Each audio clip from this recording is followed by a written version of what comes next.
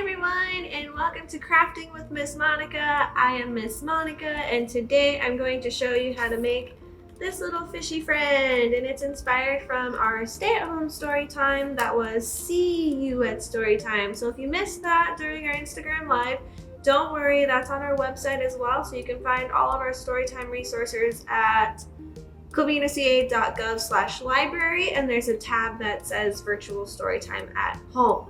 So with that being said, we're gonna go ahead and get started. Okay, so craft materials you need today, but this craft is very much use whatever you have at home. For the fishy part, you're going to want to have two different kinds of paper. Again, use whatever you have at home. I happen to have a combination of scrapbook paper and construction paper. You can just use construction paper if that's all you have. If you just have lined paper or white paper, just use that and color it in. But basically what you're going to want to do is you're going to want to trace your hand on the paper that you want to have the fishy pattern. I'm going to move this because that's very confusing.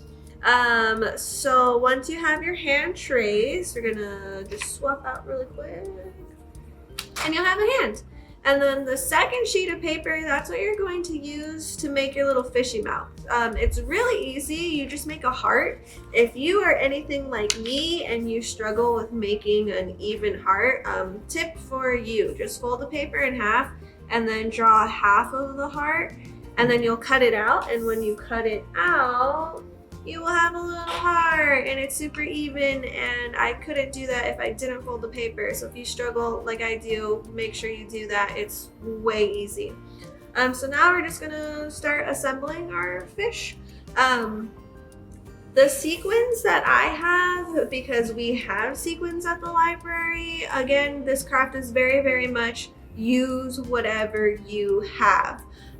So I'm using sequins. Great substitutes are Fruit Loops, Cheerios, beads, pom-poms even. Whatever you have, it's going to be fine. So what you would want to do is, I find it easiest just to dab glue down wherever you want to put the scale. And kind of helps that my paper has polka dots on it, because I'm just going to place it down where the polka dots are. But there doesn't really need to be a pattern. It's whatever you want to do. If you want your fish covered in scales, that's fine. If you're doing that, you probably want to use sturdier paper, because in the end, we're just going to make it into a puppet. So I'm going to place that down. Okay, so I have all my sequins glued down onto my fish. You're gonna wanna wait for it to dry just a little bit, because when we turn it into a puppet, you don't want all of your scales to fall off your fish. Now we're gonna glue on our googly eye. If you don't have googly eyes, that is fine. You can use a black marker, a crayon, and just draw in an eye. It's your choice, whatever you wanna do. I personally think googly eyes make everything better. So I try to always incorporate googly eyes, but you don't have to. And then we're just gonna give him our little fishy mouth. If you don't have glue, I think tape will work fine too. Just make sure you're making like little tiny bits of tape, especially depending on like what sequence you decide to do. And then you can use a craft stick to make the puppet. If you don't have a craft stick, that is fine. You can use a straw in its place. If you have like a plastic utensil, you can do that too.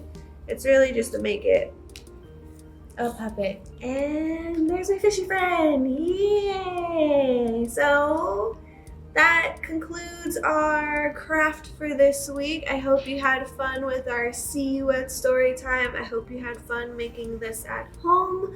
If you have any suggestions of what crafts you'd like to see, feel free to email us, or you can even call us, whatever you want to do. I'm always looking for ideas, or if like someone's birthday's coming up and you would like to see a certain birthday craft, I'm open to suggestions and ideas and comments. Okay, so we'll see you guys next week. Bye!